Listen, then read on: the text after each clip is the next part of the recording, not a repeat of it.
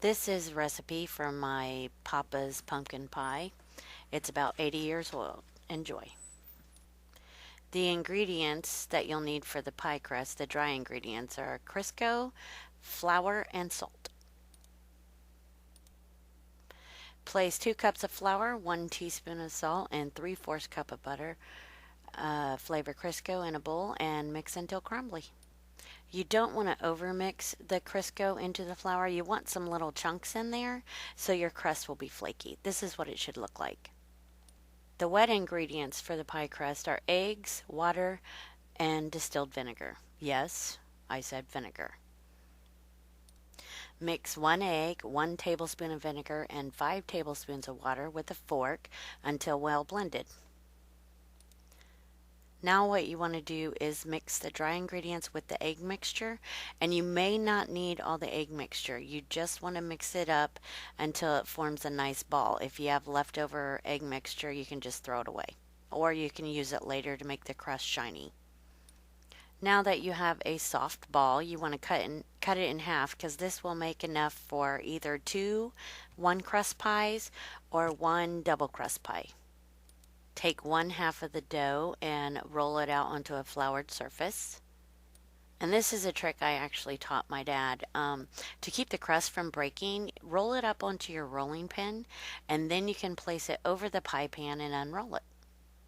So then you place it on top of the pie pan as shown, and you just unroll it, and then you can cut off any extra around the pie dish, and you can save that for decoration later. This is just how I do it, but if you want to do it some other way, that's fine. I use 3 fingers and I pinch the edge of the dough around the pan to make a decorative crust. For the actual pumpkin filling, you're going to need eggs, pumpkin, light brown sugar, pumpkin pie spice, evaporated milk, salt, and if you want some extra cinnamon. Mix all the dry ingredients, the sugar, and all that stuff in a bowl and set it to the side. At the end of this photo story, I do have the recipe for you, so you can jot it down or just print it off. In another bowl, you want to mix 4 eggs, and you don't have to mix them for a long time, just till they're well blended.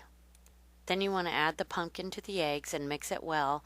After that, you add the dry ingredients that you've set aside into the pumpkin mixture. Once you have all that mixed up, now is the time to add the evaporated milk. You're going to add 2 cans of evaporated milk to this because this is going to make 2 pies. But add a little bit at a time and stir, and then a little bit, and then stir, and so on.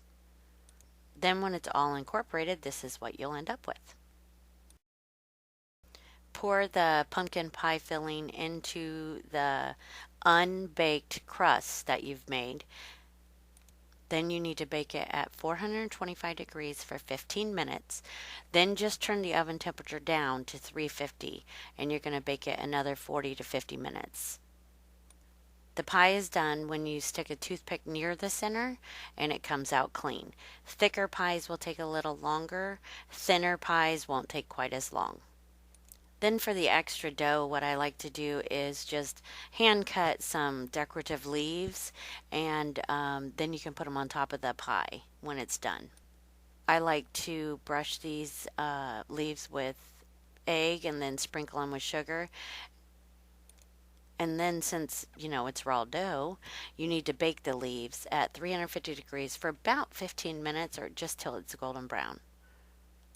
Once the pie is cooled and the leaves are cooled, you can just set those on top of it, and there you have it, a beautiful pumpkin pie. This is, again, about an 80-year-old recipe, so I hope you enjoy it. Then all that's left is to cut it and serve it. You can either serve it warm or you can serve it cold. With Cool Whip is how I prefer it. But some of my family likes ice cream with it, so that's pretty good too. And here's the pumpkin pie recipe as promised. This is the actual filling recipe. And this is the pie crust recipe.